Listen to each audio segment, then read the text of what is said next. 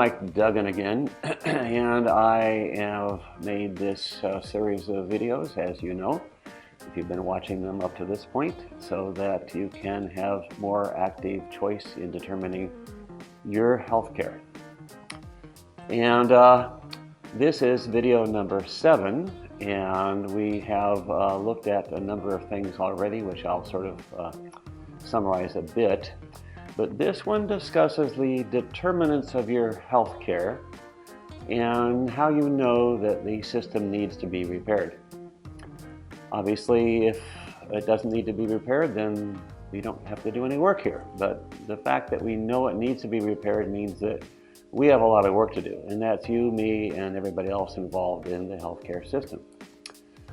We are surrounded by the healthcare system. As you know, the wellness community, including you, is one segment. The legal community, the healthcare industry, the motive force of the healthcare system, and the regulatory community. These are all things, all segments that I have outlined before, which each include many entities and each include many people.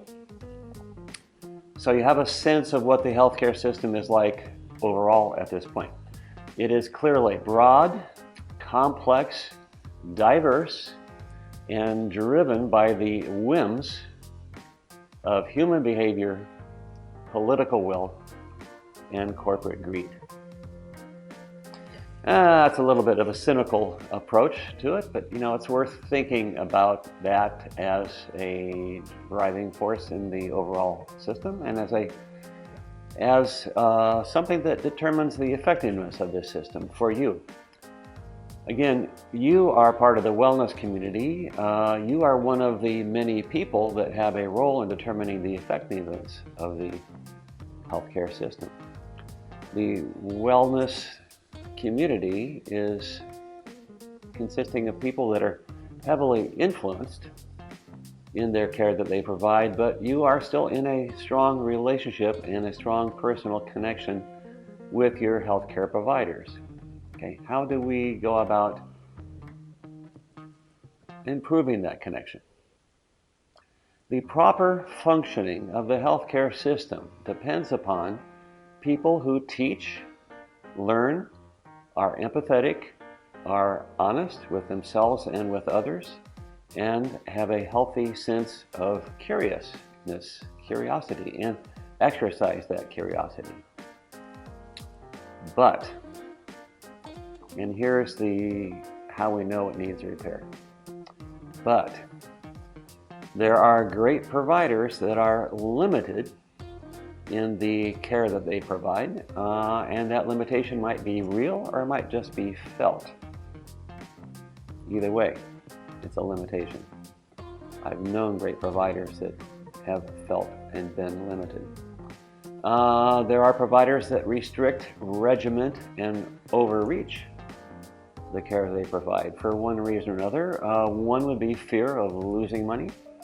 That could be as a result of liability issues, or the desire to make more money.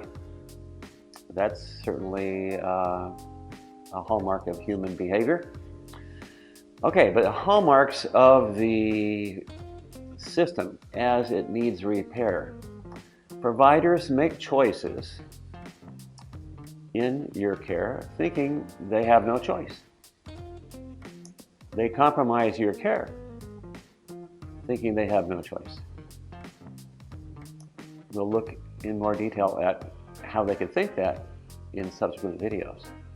But also, a hallmark of a healthcare system that needs repair is, in addition to those things, it does not take adequate account of the impact of past history of shock trauma on people and how they behave, how they live, how they react to their present existence. There is very limited access to healthcare, even in this country. The costs of healthcare are skyrocketing, and the healthcare system does not take adequate account of the impact and influence of anxiety on physical illness. So these are all things that I think would encourage us to look into this a little bit more and maybe make a change, because these are all things that tell us that the healthcare system is not really working the way it should. My motivation is to pass on to you a perspective about the wellness community as part of the healthcare system that is realistic and reflects the role of the core people that are involved. That is teachers, students, providers, patients, and you. Those people can make a difference. Just as an example, as I've mentioned before, my 13-year-old granddaughter has spent a lot of time in hospitals. She was born with a condition that few people survive. In fact, the combination of circumstances that has evolved since she was born and the numerous surgeries that she has, I think she might be the only survivor out of many tens of thousands in this country.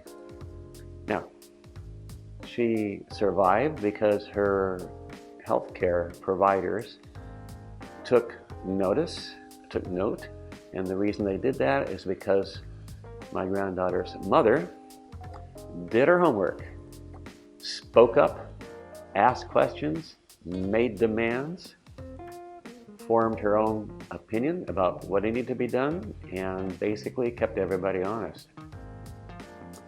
So she has received the best care, and I suspect that the providers that gave her that care were good before and better afterwards. Anyway, what this points out is that if you are informed, if you do your homework, you can have an impact and effect repair. And that can represent many different activities on your part, even voting.